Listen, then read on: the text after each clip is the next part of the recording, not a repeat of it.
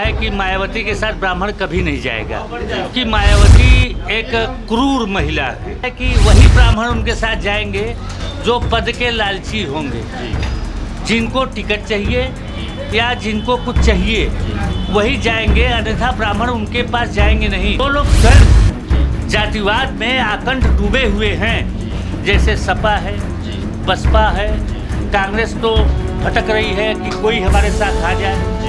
आप जो है अपना जमीन तलाश रही है। ये मुसलमानों से वोट की भीख मांग रहे हैं। जिन लोगों ने मुसलमानों को हमेशा दरिद्र बनाए रखा, जिन लोगों ने मुसलमानों को हमेशा अशिक्षित बनाए रखा, जिन लोगों ने मुसलमानों पर कभी ध्यान नहीं दिया, आज उनको डर है कि हिंदू तो हाथ से निकला है, कहीं मुसलमान न हाथ से फिसल जाए। तोरा लेकर किसी मंदिर के सामने भीख मांगते हुए नजर आएंगे। इन लोगों ने भी जाति के नाम पर दलों को वोट किया।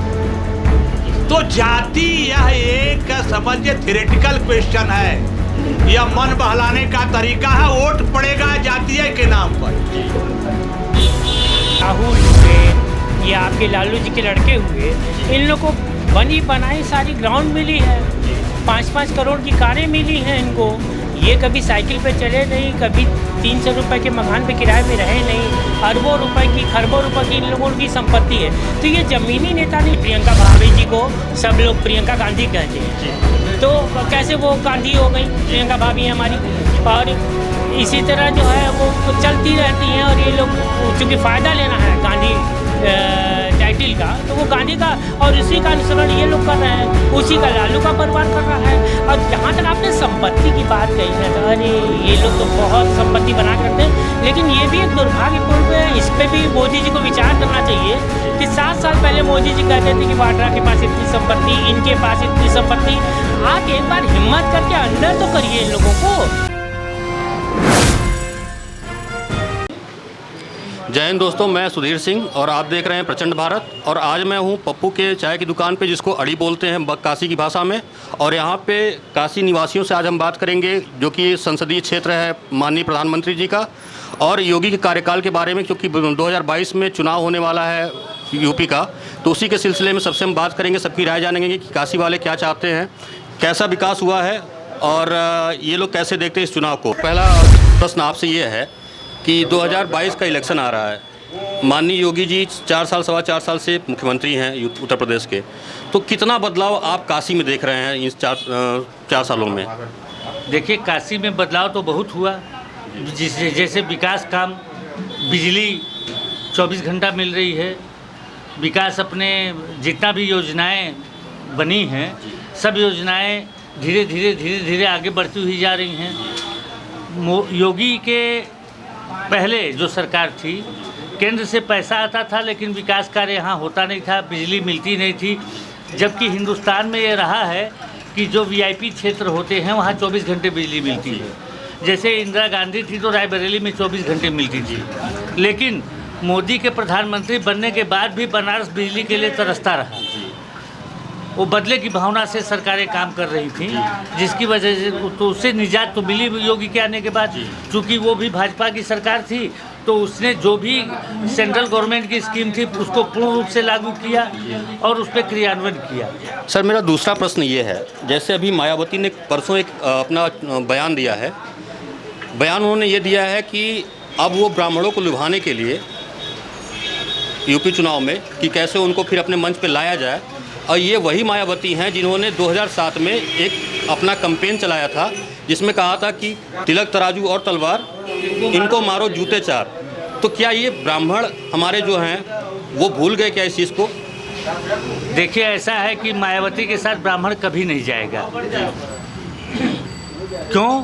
क्योंकि मायावती एक क्रूर महिला है, राजनीति में क्रूर जिसको कहते हैं। उन्होंने ब्राह्मणों के साथ कुछ भला किया नहीं। अपने कुर्सी पर बैठती हैं, सबको ज़मीन पर बैठाती हैं। सबसे पहला उनका जो क्रूर मानसिकता ये प्रदर्शित करती है कि खुद वो कुर्सी पर बैठती है मंच पर और बाकी सबको ज़मीन पर बैठाती है, सबसे पैर छुआती है, सबसे पैसा लेके टिकट देती हैं। आज उनको जब उनकी हालत सबसे ज़्यादा ख़राब हो गई उत्तर प्रदेश में, तो उन्हें ब्राह्मण नज़र आ रहे हैं। और देखिए, सतीश मिश्रा को उन्होंने फंसाया है।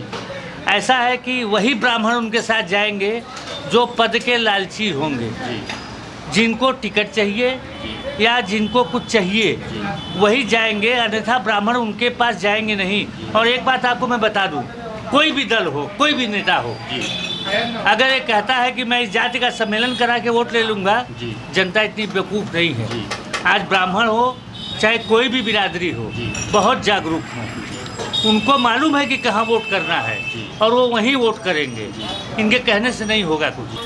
सर, एक हमेशा भाजपा पे आरोप लगता है कि ये सांप्रदायिक पार्टी है और मुसलमानों को हमेशा एक कटघरे में खड़ा कर दिया था कि ये जो वोट नहीं देते हैं भाजपा को, क्योंकि ये हिंदुत्व की बात करने वाली पार्टी है, तो बाकी जो पार्टियां हैं वो मुसलमानों को अपनी तरफ खींचने के लिए ये सारी भ्रांतियां फैलाती हैं। तो आप इसको कैसे देखते हैं? क्या ये इसमें सच्चाई है या फिर ये खाली कोरी बातें हैं? देखिए, भाजपा सांप्रदायिक पार्टी नहीं है जी, इसलिए कि भाजपा ने नारा दिया है सबका साथ, सबका विश्वास, सबका विकास। जी, तो इसमें तो सांप्रदायिकता की झलक नहीं मिलती। जी। प्रधानमंत्री की जितनी भी योजनाएं हैं वो सबके लिए होती हैं, जी, मुख्यमंत्री की जितनी भी योजनाएं बनी हैं वो सबके लिए बनी हैं, चाहे वो राशन का वितरण हो, चाहे वो मकान के निर्माण के लिए पैसा हो, चाहे हर महीने जो खाते में जाता है गरीबों के वो पैसा हो, उसमें तो कहीं जाति धर्म दिखाई नहीं देता। जो लोग स्वयं जातिवाद में आकंठ डूबे हुए हैं, जैसे सपा है, बसपा है, कांग्रेस तो भटक रही है कि कोई हमारे साथ आ जाए, आप जो है अपना ज़मीन तलाश रही है, तो ये लोग सांप्रदायिकता के खुद शिकार हैं और दूसरों पर सांप्रदायिक होने का आरोप लगा रहे हैं। हमारे विचार से देखिए, जब मुसलमानों की जहाँ तक बात रही, मुसलमानों को आज भी मुसलमान 7% 8% भाजपा को वोट करता है। आप रिकॉर्ड देख लीजिए। मुसलमानों में, जनरल मुसलमानों में भय बना दिया गया है कि अगर भाजपा की सरकार आएगी तो तुमको मारा जाएगा, तुमको पाकिस्तान भेज दिया जाएगा, तुम्हारे साथ दुर्व्यवहार किया जाएगा। इस तरह का भय व्याप्त करके उनको बहकाया जाता है, जबकि वास्तविकता ये है कि जो अपने को सेक्युलर कहते हैं वो है नहीं सेक्युलर। मैं उनको तथाकथित सेक्युलर कहता हूँ, क्योंकि सबसे ज़्यादा जातिवाद, धर्मवाद, संप्रदायवाद उनके अंदर कूट कूट कर भरा हुआ है। तो जो तथाकथित सेक्युलर हैं, इन्होंने मुसलमानों के लिए आज तक किया क्या? अगर सबसे ज़्यादा दुर्दशा की स्थिति में जी रहा है कोई इस देश में, तो मुसलमान, गरीब मुसलमान जी रहा है। उनके लिए तो कुछ किया नहीं। योगी सरकार ने एक बिल पास किया, जनसंख्या कानून बिल, ठीक। अब इस पर विपक्ष ये कहता है या फिर ये कह लें कि मुसलमान के जो कुछ नुमाइंदगी करने वाले लोग हैं, मौलवी कह लीजिए या फिर उनके नेता जो लोग हैं, वो ये कह रहे हैं कि ये जाति को देख करके, संप्रदाय को देख करके ये इस तरीके की चीज़ें की जा रही हैं। देखिए, ऐसा है कि पहली बात तो जो भी कानून भारत में बनता है वो इंडिविजुअल के लिए नहीं बनता है। अगर जनसंख्या कानून लागू होगा तो पूरे भारतवासियों पर लागू होगा। अगर बच्चा पैदा करने पर रोक लगेगी तो हिंदू, मुसलमान, सिख, ईसाई, बौद्ध, जैन सब पर लागू होगा। तो सवाल यह है कि किसी जाति विशेष पर या धर्म विशेष पर तो हुआ नहीं। अब जहाँ तक रही बच्चा पैदा करने वाले कानून का विरोध, दरअसल ये विरोध बच्चा पैदा करने वाले कानून का नहीं हो रहा है, ये विरोध हो रहा है मोदी का। जो विरोधी दल हैं, दरअसल इन्होंने सत्ता का सुख बहुत लिया, इस देश को खूब जम के लूटा, इस देश में खूब जम के अयाशी किया, निजी संपत्तियों को खूब जम के बढ़ाया। अब इनके हाथ से तोते उड़ गए हैं। अब इनकी स्थिति ये है कि इनको कोई चंदा नहीं देता, इनको कोई पूछता नहीं समाज में। तो ये अपनी दुर्दशा के लिए आखिरी दम तक लड़ेंगे और ये वही लड़ रहे हैं, अपने अस्तित्व की लड़ाई लड़ रहे हैं, न कि राजनीतिक लड़ाई। सर, एक मेरा प्रश्न और है आपसे, वो ये है कि अभी कुछ दिन पहले आगरा में सपा पार्टी के नगर अध्यक्ष का एक रैली होता है भाजपा पार्टी के विरोध में, महंगाई पे और सारी चीज़ों को लेकर के। उसमें पाकिस्तान जिंदाबाद का नारा लगता है। ये ऐसा क्यों है कि सपा के पार्टियों में, रैलियों में पाकिस्तान जिंदाबाद का नारा लगता है और एक विवाद चोली और उसका जैसे कहते हैं चोली दामन का साथ है उनका, ये पाकिस्तान कहाँ से आ जाता है इनकी रैलियों में? ये स्पेशली देखिए, सपा को डर समा गया है जब से ओवैसी उत्तर प्रदेश में आया है। सपा, कांग्रेस, आप सारी पार्टियां, बसपा सब डर गई हैं उससे, इसलिए कि वो है बहुत तेज नेता, अब बोलता बहुत धक्काड़ है। उसके पीछे जब वो आया तो मुसलमानों की अपार भीड़ आई। तो देखिए, ये लोग डर गए हैं। इन लोगों को लगता है कि मुसलमान जो हमारा एक सहारा था, जिसको हम बहका के फुसला के वोट लेते थे, वो अब बिगड़ रहा है। तो ये जो नारे हैं, राष्ट्रद्रोही नारे, या आपको मैं बता दूं आतंकवादी हैं, जो गुंडे बदमाश हैं, इनका सपा इसलिए खुलकर समर्थन करती है कि सपा को ये अंदेशा है कि इनका समर्थन करने से हमको मुसलमानों का वोट पोलराइज होगा। इसके पीछे एकमात्र उद्देश्य खाली पोलराइजेशन ऑफ मुस्लिम वोट्स और कुछ नहीं है। मुस्लिम वोट को पोलराइज करने के लिए, मुस्लिम वोट को पोलराइज करने के लिए सपा राष्ट्रद्रोहियों का, गुंडों का, आतंकवादियों का हमेशा से साथ देती रही है। ये कोई नई बात नहीं है। सपा की राष्ट्रवादी सोच कभी रही ही नहीं है। देखिए, जो दल जातिवाद की बुनियाद पर खड़ा हुआ, जिस दल में जाति के सिवा कुछ देखा नहीं जाता, उस दल के बारे में आप क्या कहेंगे? सर, अभी एक समीकरण बना है, अभी लोग आपस में पार्टियां मिली हैं। एक ओवैसी की पार्टी आई है हैदराबाद से, और यहाँ पे ओपी राजभर, अभी उनका एक विवादित बयान भी आया है। आपने सुना होगा कि जो कांवड़ यात्रा को लेकर उन्होंने दिया है अपना बयान, ये बार बार एक कुंठा हिंदुओं के मन में क्यों भरी जाती है, या फिर सेकुलर बनने के नाम पे नेता लोग क्यों ऐसे बयान देते हैं जिससे हिंदू समाज आहत होता है। उन्होंने बयान जो दिया, उन्होंने बयान ये दिया कि कांवड़ यात्रा में 10 से 15 साल के जो बच्चे जाते हैं वो गांजा और दारू पीते हैं, उनको उसकी ट्रेनिंग दी जाती है। आप इसको कैसे देखते हैं? देखिए, ऐसा है कि इसमें कुछ सच्चाई नहीं है। ऐसा है कि विपक्ष अपनी ज़मीन खो चुका है। मोदी के बराबर कोई नेता इस देश में इस समय है नहीं। अब इनको लगता है कि सबका सब वोट तो मोदी ले जा रहे हैं, इनके पास ज़मीन है नहीं। ये अपना बयानों के माध्यम से फ्रस्ट्रेशन उजागर करते हैं। ये इतना फ्रस्ट्रेट हो चुके हैं कि उस फ्रस्ट्रेशन में ये क्या बोल रहे हैं इनके खुद समझ में नहीं आता कि हम देश के खिलाफ बोल रहे हैं कि देश के समर्थन में बोल रहे हैं। ये बोले जा रहे हैं, इनका फ्रस्ट्रेशन उजागर होता जा रहा है। देश की जनता काफ़ी बुद्धिमान हो गई, क्योंकि नवयुवा देश है ये युवा देश है, और युवकों में देश के प्रति प्रेम ज़्यादा होता है, और युवक ज़्यादा क्रांतिकारी होते हैं। युवक देख रहा है कि लोग क्या कर रहे हैं, इसका परिणाम इन लोगों को बहुत भयंकर भुगतना पड़ेगा। मैं आपको बता दूं, सन 2022 का उत्तर प्रदेश का चुनाव ऐसा रिकॉर्ड बनाएगा कि इन लोगों को भागने के लिए जगह नहीं, ज़मीन नहीं मिलेगी कहीं। सर, मैं एक चीज़ और जानना चाहता हूँ, ये बार बार हिंदुओं के आस्थाओं के साथ खिलवाड़ क्यों होता है? एक उदाहरण मैं आपको बता रहा हूँ। लखनऊ में आतंकवादी पकड़े गए जी, सरेआम रंगे हाथ पकड़े गए। किसी भी दल ने आतंकवादियों की निंदा किया नहीं। क्यों? जब पाकिस्तान पर हिंदुस्तान सर्जिकल स्ट्राइक करता है तो सारे विपक्षियों के पेट में पीड़ा होने लगती है और वो सबूत मांगने लगते हैं। क्यों कि इनको लगता है सबके पीछे एक कारण है, मुसलमान वोट। मुसलमान वोट के लिए ये इतने बिगड़ चुके हैं कि मुसलमान वोट के लिए मुसलमान अगर कह दे कि तुम नंगे होकर सड़क पर दौड़ो, तो ये सारा संस्कार, सारी चीज़ें भूल करके नंगे होकर सड़क पर दौड़ना शुरू कर देंगे।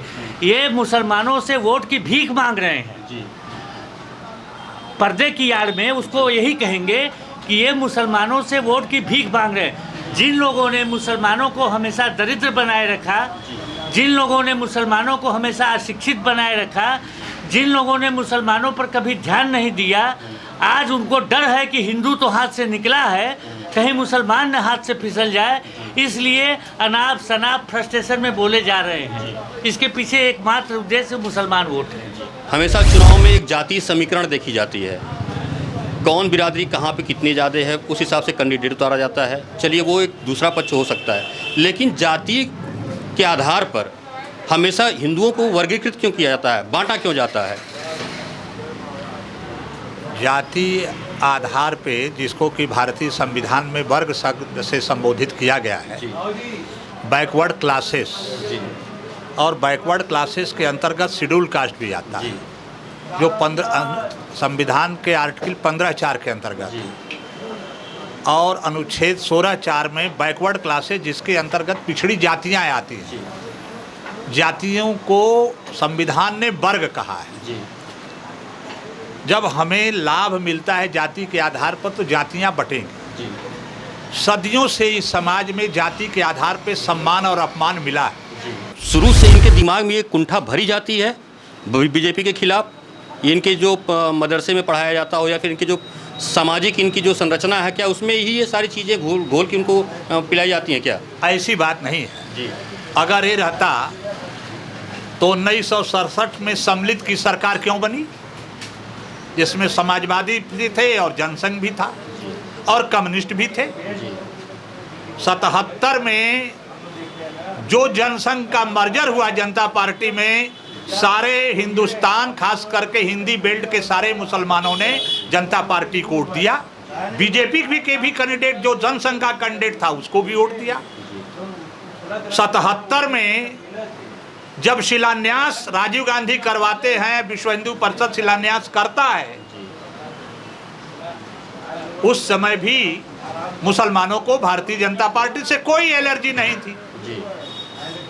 तो this is a political issue, ऐसा नहीं है। इतिहास इस बात का गवाह है कि वही बीजेपी कुछ समय के लिए सांप्रदायिक हो जाती है, कुछ समय के लिए लोकतंत्र बचाने का औजार बन जाती है। तो ऐसा नहीं कि उनके दिमाग में भरा गया है या मुसलमान इसको जानता नहीं। पढ़ा लिखा मुसलमान हर चीज़ को जानता है। सब चीज़ की ज़रूरत क्या है कि कैसे लोगों को शिक्षित किया जाए। सर, मैं आपसे जानना चाहूँगा कि ये अभी जो कोरोना काल के बाद ये महंगाई का जो मार पड़ रहा है, और तेल आप देख ही रहे हैं, पेट्रोल आप देख ही रहे हैं, एलपीजी सिलेंडर आप देख ही रहे हैं, सारी चीज़ों के दाम दिन पर दिन बढ़ रहे हैं, जनता त्राहिमाम कर रही है। इस पे सरकार कैसे अंकुश लगाए और इसको कितना बर्दाश्त अभी जनता कर सकती है? क्या ये परीक्षा ले रहे हैं, सरकार केंद्र की परीक्षा ले रही है कि भाई अभी हम और थोड़ा सा महंगाई करेंगे, इसके बाद फिर देखेंगे? तो इस पे आप क्या कहना चाहेंगे और कैसे इसको देखते हैं? दरअसल अभी हम लोग देश हमारा महामारी से उभरा है, तो निश्चित तौर पे कोई महामारी या आपदा आती है तो थोड़ा महंगाई होता है। सरकार उसमें कंट्रोल करने के लिए लगा हुआ है। रह गए डीजल पेट्रोल, हमारे देश में नहीं है। डीजल पेट्रोल पे अभी कैबिनेट की बैठक संभवतः परसों बैठक हुई थी। महंगाई निश्चित रूप से कम होगी, सरकार कम करेगी। कोई भी सरकार नहीं चाहता कि महंगाई दर पे दर बढ़ती जाए, कंट्रोल करने की स्थिति में है लोग। मैं आपको बताऊं, अगर डीजल और पेट्रोल को, पेट्रोल प्रोडक्ट को जीएसटी में इसको रख लिया जाए, अब सवाल ये पैदा होता है क्या हिंदुस्तान के सारे राजनीतिक दल इस पे तैयार हैं? कोई राज्य सरकारों को वैट से ज़्यादा रेवेन्यू मिलता है। जैसे बिहार को ले लीजिए, बिहार में पूरे देश की अर्थव्यवस्था दारू चला रहा है, अब पेट्रोल चला रहा है।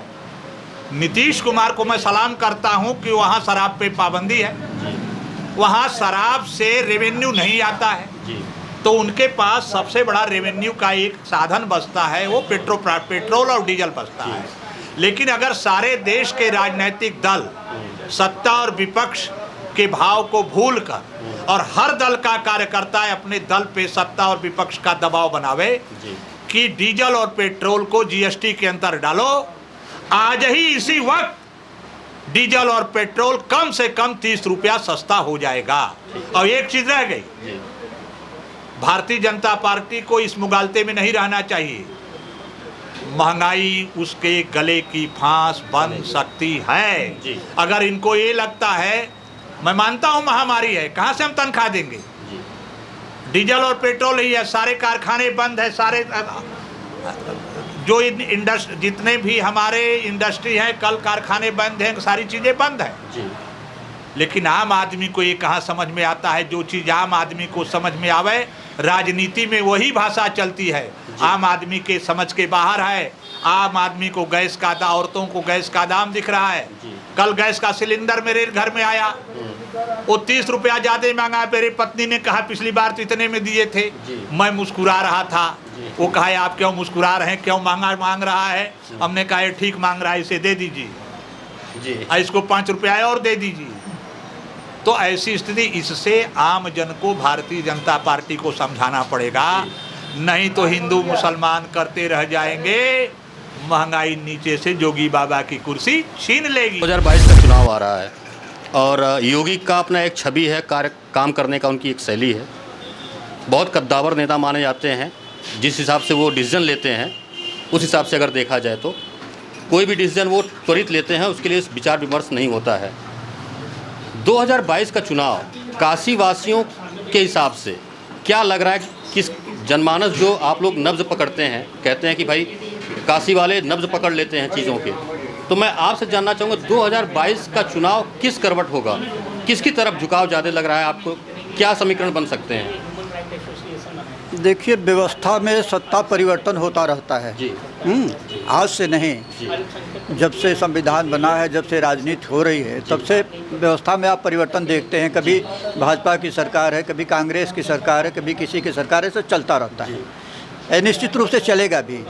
लेकिन वर्तमान में इस देश के प्रधानमंत्री के रूप में मोदी जी और उत्तर प्रदेश में योगी जी एक व्यवस्था परिवर्तन की तरह चल रहे हैं। इनको समझना आसान काम नहीं है। आपसे हमसे जो आप जानना चाहते हैं, हम वर्तमान में जो व्यवस्था है जिसमें मोदी जी को और योगी जी को नमन करते हैं, क्योंकि उनका आप वेशभूषा भी देख लीजिए, हमारी वर्ण व्यवस्था भी देख लीजिए, सदियों से जो चली आ रही है उसको लोग नकारते जा रहे हैं और परेशान हैं। हम बाबा विश्वनाथ से ही प्रार्थना करते हैं कि अगर जनता ठीक से सोचेगी, समझेगी इन लोगों को, तो व्यवस्था और बढ़िया हो सकती है। मोदी जी आए थे, योगी जी भी आए थे और उन्होंने 1500 करोड़ रुपए का सौगात काशी वासियों को दिया। सर, ये जो डेवलपमेंट की बात होती है, काशी में कितना डेवलपमेंट हुआ है? आपके 7 साल का कार्यकाल मतलब आप मोदी जी का देख लीजिए और 4 साल का योगी जी का देख लीजिए। ऐसा है कि यहाँ काशी में तो जो हो रहा हो ही रहा है जी। आप पूरा उत्तर प्रदेश की बात करिए, पूरा उत्तर प्रदेश में आप देख रहे हैं बहुत ही विकास हुआ है। आप उसको देख ही रहे हैं, काशी में तो विकास हुआ ही है और होता रहेगा। ऐसी कोई पार्टी आज तक हुई ही नहीं। रह गया महंगाई का, महंगाई हर सरकार वाले में महंगाई रहती है, बेरोजगार भी हर, पहले भी बेरोजगार लोग थे। हाँ, हमारे नेताजी ने कहा है कि मुसलमान भाई, हम हर जात को मुसलमान भाई भी हमको वोट देंगे। और मैं, आप नोट कर लीजिएगा, मैं 300 प्लस में रहूँगा और योगी मुख्यमंत्री रहेगा। योगी की डिमांड आपने देखा, ऑस्ट्रेलिया वाले मांग रहे हैं कि इनसे राजनीति सीखेंगे, ऑस्ट्रेलिया वाले, अमेरिका वाले। योगी ये ब्रह्मा विष्णु महेश की काय अवतार हैं और इनके सामने 5 साल तक कोई टिकने वाला नहीं है। काशी का विकास तो हो ही रहा है, साथ साथ जो है पूरा उत्तर प्रदेश का विकास, विंध्य धाम देखे, वृंदावन देखे, अयोध्या देखे। ये लोग ऐसे चिल्लाते रहे, ओवैसी की क्या औकात है, ओवैसी क्या, एक राणा बोला है कि मैं छोड़ दूंगा। राणा कोई था, मुनव्वर राणा, उन्होंने कहा कि अगर ये हो जाएंगे मैं छोड़ दूंगा। जो छोड़ कर देंगे, अभी छोड़ दे, चले जाएं, पाकिस्तान चले जाएं। लेकिन इससे कोई फर्क नहीं होता। हमारे मुसलमान भाई भी 25% दे रहे हैं और सभी लोग वोट दे रहे हैं। फिर नोट कर लीजिए कि योगी 300 प्लस में रहेगा और मोदी अभी 5 साल और रहेगा और देश का पूरा विकास होगा। सर, आप जानते हैं युवाओं के बारे में, क्योंकि काशी में युवा बैठे हैं, तो इनसे भी जानते हैं कि वो कैसे देखते हैं योगी सरकार को, कितना परिवर्तन देख रहे हैं। और युवा हैं चूँकि, तो इनसे ऑब्वियस सी बात है कि इनको नौकरी और अपनी जीविका चलाने के लिए सोचना पड़ेगा। तो मैं इनसे जानता हूँ कि ये कैसे देखते हैं योगी सरकार को और मोदी को। मैं पूर्वगत जितने भी सवाल हैं, मैं उनके दो सवालों के उत्तर देना चाहता हूँ। बात हिंदू मुसलमान की आई, मैं ये कहना चाहता हूँ कि सब सन 2014 में जब मोदी जी ने यहाँ पे आए तो सब फतवा किसके लिए बोला गया? सिर्फ आम आदमी पार्टी का ही क्या कहते हैं वो जब नहीं हुआ था, और आम आदमी पार्टी ने मुसलमानों से फतवा जारी कराया। ठीक, फतवा जारी करा है तो हिंदू मुस्लिम कौन कर रहा है? पहले तो वही शुरुआत कर रहे हैं आप, तो आप शुरुआत कर रहे हो तो काउंटर कौन करेगा? तो ऑब्वियस है कि वो लोग एक्शन का रिएक्शन देते हैं। मेरे हिसाब से Yogi ji one of the best मुख्यमंत्री अभी तक उत्तर प्रदेश के बने हैं और आगे भी रहें, यही मेरी दिल इच्छा है। तो युवाओं को कैसे आप देख रहे हैं कि युवाओं में कितना जोश है सरकार को लेकर के? कुछ परिवर्तन दिख रहा है? जैसे महामारी के दौर में वाजिब सी बात है कि सबकी नौकरियां जा रही हैं, हर जगह त्राहिमाम मचा हुआ है, लेकिन आप युवा हैं, मैं आपसे जानना चाहूँ कि युवाओं के लिए क्या सोच रहे हैं, कैसे आप देख रहे हैं, क्या अपॉर्चुनिटी दे रहे हैं, फिर आप क्या कहेंगे? देखिए, प्लस माइनस तो सभी में रहता है, लेकिन मैं महामारी काल में जो इनका मैनेजमेंट था वो सबसे बढ़िया था अदर मुख्यमंत्रियों की अपेक्षा। और इन्होंने, और आदमी नौकरी तभी करेगा जब उसका जीवन बचा रहेगा तभी, और इन्होंने बहुत अच्छा काम किया है महामारी में। पहले जीवन जीने की प्राथमिकता दी है, तो अगर युवा सोचेगा, जो विचारवान है वो इनको ही आगे रखेगा। मैं नेताजी से जानना चाहूँगा, सर आपका नाम क्या है? मेरा नाम है डॉक्टर सूबेदार जी। सर मेरा प्रश्न यही है कि महामारी जो चल रहा है और योगी का मैनेजमेंट, जिसको ऑस्ट्रेलिया के सांसद ने भी कहा कि भाई हमको कुछ दिन के लिए योगी दे दीजिए, तो आप कैसे देखते? विपक्ष हमेशा घेरती है कि नहीं कुछ नहीं किया और लाशें दिखाते हैं और सारी चीज़ें करते हैं, आप कैसे इसको देख रहे हैं सर? देखिए, ऐसा है, मैं बहुत न्यूट्रल होकर बोलता हूँ। जी। जो महामारी आई थी और लोग जिसके घर में कोई गुजर जाता था कोरोना के चलते, उसके सगे उस लाश को नहीं छूते थे, तो अगर लाशों को गंगा के किनारे फेंक दिया गया या उनका दाह संस्कार ठीक से नहीं हुआ, तो इसके लिए कोरोना के भय के चलते सामाजिक कमजोरी है। ये सरकार का दायित्व तो नहीं है कि आपके लाश का दाह संस्कार करे। सरकार उन लाशों का दाह संस्कार करती है जो लावारिस, जिनके अपने थे वो लोग ले गए फेंक आए। मैं जानता हूँ बीएचयू के एक डॉक्टर हैं, कार्डियोलॉजी के डॉक्टर रहे, रिटायर्ड हैं, दोनों को कोरोना हुआ, दोनों अस्पताल में भर्ती थे। उनकी पत्नी भी बीएचयू में इतिहास विभाग में प्रोफेसर थी, उनकी डेथ हो गई कोरोना के चलते। मार्चुरी में 1 सप्ताह उनकी डेड बॉडी रही। एक उनका दूर का गरीब रिश्तेदार आया, उसने दाह संस्कार किया। तो ये हमारी सामाजिक कमजोरी थी। हम इतना कोरोना से डर गए थे कि पड़ोस वाले के दुख दर्द को में जाना तो छोड़, उसका हाल चाल लेना तक भूल गए थे। रह गई एक बात, मोदी जी को गरीबों का वोट चाहिए, चावल मुफ्त, गेहूं मुफ्त, 500 रुपया खाते में मोदी जी दे रहे हैं, वोट आ जाएगा, बाकी मध्यम वर्ग जिंदा रहे चाहे मरे। मध्यम वर्ग को जातिवाद से मतलब है, जातियों में विभाजित वोट है, ये बात का देश का हर राजनीतिज्ञ जानता है। ये आदर्श की बात है कि जाति विहीन समाज है। हम पढ़े लिखे लोगों का चुनाव लड़े, सबको पुरानी पेंशन चाहिए। हिंदुस्तान का हर दल, तृणमूल कांग्रेस और वामपंथियों को छोड़कर हर दल पुरानी पेंशन बहाली का विरोधी है। लेकिन पढ़े लिखे लोगों ने जो 60 साल के बाद, 62 साल के बाद रिटायर होने के बाद कटोरा लेकर किसी मंदिर के सामने भीख मांगते हुए नजर आएंगे, इन लोगों ने भी जाति के नाम पर दलों को वोट किया। जी। तो जाति यह एक समझिए थ्योरेटिकल क्वेश्चन है, यह मन बहलाने का तरीका है। वोट पड़ेगा जातीय के नाम पर। जी। इसमें सबसे बड़ा समस्या जो आने जा रही है, कांग्रेस पार्टी के सामने आ रही है। जी। उसका जो थोड़ा बहुत ब्राह्मण वोटर बचा है वह सफाई हो गया है। जी। कहीं कांग्रेस का वोट परसेंट दशमलव में न चला जाए, 1% से नीचे चला जाए, मुझे इस बात का भय है, जो भारतीय लोकतंत्र के लिए खतरा है। जी। मैं देख रहा हूं कांग्रेसियों को फेसबुक पर, खास करके जो कांग्रेस का परंपरागत वोट रहा है, वो समाजवादी पार्टी की तरफ रुख कर रहा है। जी। और कांग्रेस का विलुप्त होना राष्ट्रीय स्तर पर भारतीय लोकतंत्र के लिए चिंता का विषय है। सर मैं आपसे जानना चाहूँगा, अभी पिछले 7-8 महीने से आप देख रहे होंगे कि दिल्ली बॉर्डर पे किसान आंदोलन चल रहा है।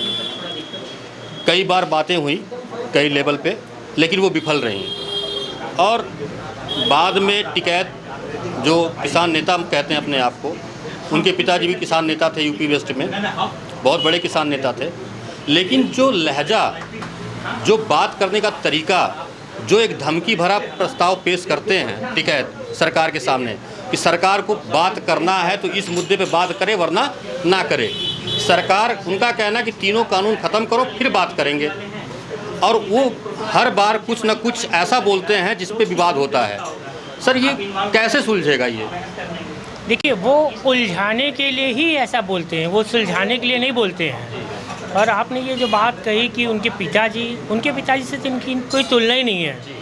और ये हुए राहुल हुए, ये आपके लालू जी के लड़के हुए, इन लोगों को बनी बनाई सारी ग्राउंड मिली है, 5-5 करोड़ की कारें मिली हैं इनको। ये कभी साइकिल पे चले नहीं, कभी 300 रुपए के मकान पे किराए पे रहे नहीं, अरबों रुपए की, खरबों रुपए की इन लोगों की संपत्ति है। तो ये ज़मीनी नेता नहीं, आपने तुलना ही गलत की इनके पिताजी से, वो तुलनात्मक है ही नहीं, योग्य नहीं है। दूसरी चीज़, जो एक चीज़ एक बार पारित हो गई, पास हो गई संसद में, आप इसको कैसे वापस ले सकते हैं? ये वो भी टिकैत जी भी बहुत अच्छे से जानते हैं। अच्छा, आप तैयार ही नहीं हैं बात करने के लिए, आप अपनी कंडीशन लगाएंगे कि नहीं मैं इनसे बात करूंगा तो उनसे बात करूंगा, वो मुझसे आके बात करें, लाइव टेलीकास्ट हो, तमाम तरह की बातें कहेंगे, और वो सिर्फ राजनीति से प्रेरित हैं। आप देखिए कि जितने किसान उनके संग बैठे हुए हैं वो सब 6,000 रुपये साल ले भी रहे हैं। उसमें से कोई किसान ऐसा नहीं है जिसने ये मना किया हो कि नहीं, ये मोदी जी जो 6,000 रुपये मेरे अकाउंट में डाल रहे हैं मैं इसको नहीं लूँगा, मैं इसका विरोध करता हूँ। वो सब ले रहे हैं, सारी सुविधाएं ले रहे हैं, वहाँ पे भी बिजली पानी सब फ्री चाह रहे हैं, सारी सुविधाएं ले रहे हैं। कुछ लोग तो बताते हैं दारू और सब चीज़ वहाँ अवेलेबल रहती है रात में। कुछ हम लोगों ने फुटेज भी रात के देखे हैं कि साथ में सब लोग सो रहे हैं और किस तरह से आ रही हैं वो सारी चीज़ें। तो वो चाहते नहीं है, वो तो पैसा चाहते हैं। चुनाव है, वही आप पंजाब में आप नहीं उसका विरोध कर रहे हैं, यूपी में आप विरोध कर रहे हैं। आप यूपी का चुनाव देख रहे हैं, आप योगी जी से भयभीत हैं तो आप यहाँ कर रहे हैं, और वहाँ कैप्टन साहब के अगेंस्ट आप नहीं कर रहे हैं, और किसान आप वहाँ के हैं। ये दुर्भाग्य देखिए, तब कहते हैं केंद्र में, अरे केंद्र में है तो। काउंटर क्वेश्चन मेरा, एक काउंटर क्वेश्चन आपसे है सर। काउंटर क्वेश्चन मेरा ये होगा, टिकैत की जो विभिन्न वेबसाइटों पे जो अलग अलग मीडिया हाउसेज में इनका संपत्ति के बारे में अगर ब्यौरा देखा जाए तो कम से कम 250 करोड़ के मालिक हैं ये। चल अचल संपत्तियां इनका अगर देखी जाए तो उत्तराखंड, यूपी, दिल्ली, पंजाब, अलग अलग जगह पे इनका संपत्ति है। ये अपने आप को किसान नेता कहते हैं। और टिकैत सर, जो मुझे पता है, मैं आपको बताऊं, टिकैत का मतलब होता है जो अपनी बात पे टिकता है। वो टाइटल खाप पंचायतें देती हैं यूपी वेस्ट में कि भाई ये आप टिकैत लगाइए। इन्होंने तो उसको वंशानुगत बना लिया है। ये इनकी लड़की भी लगाती है, इनके लड़के भी लगाते हैं, इनके भाई भी लगाते हैं। ये एक राजनीतिक स्टंट हो गया है। इस पर आप क्या कहेंगे? देखिए, ये तो इन लोगों ने सीखा है जवाहरलाल नेहरू के परिवार से जी। जो कभी पंडित जवाहरलाल नेहरू हुआ करते थे, उनके सारे बच्चे गांधी हो गए। और आपने अभी जो बात कही, ये बहुत अब सामान्य हो गई है। ये इसका भरपूर दोहन करते हैं अपनी जाति का। वो जैसे हमारे यहाँ हमारी प्रियंका भाभी जी को सब लोग प्रियंका गांधी कहते हैं, तो कैसे वो गांधी हो गई, प्रियंका भाभी हैं हमारी। और इसी तरह जो है वो चलती रहती हैं। और ये लोग चूँकि फ़ायदा लेना है गांधी टाइटल का, तो वो गांधी का और उसी का अनुसरण ये लोग कर रहे हैं, उसी का लालू का परिवार कर रहा है। और जहाँ तक आपने संपत्ति की बात कही ना, तो अरे ये लोग तो बहुत संपत्ति बना के रखते हैं। लेकिन ये भी एक दुर्भाग्यपूर्ण है, इस पर भी मोदी जी को विचार करना चाहिए कि 7 साल पहले मोदी जी कहते थे कि वाड्रा के पास इतनी संपत्ति, इनके पास इतनी संपत्ति। आप एक बार हिम्मत करके अंदर तो करिए इन लोगों को। खाली आप कहेंगे कि इतने 1000 करोड़ की इनकी संपत्ति, लालू के बच्चों की इतने करोड़ की संपत्ति, और अखिलेश की 5-5 करोड़ की कारें। अरे इनसे क्या मतलब, एक बार अंदर करिए, जो होगा देखा जाएगा। हम लोग तो आपके साथ हैं।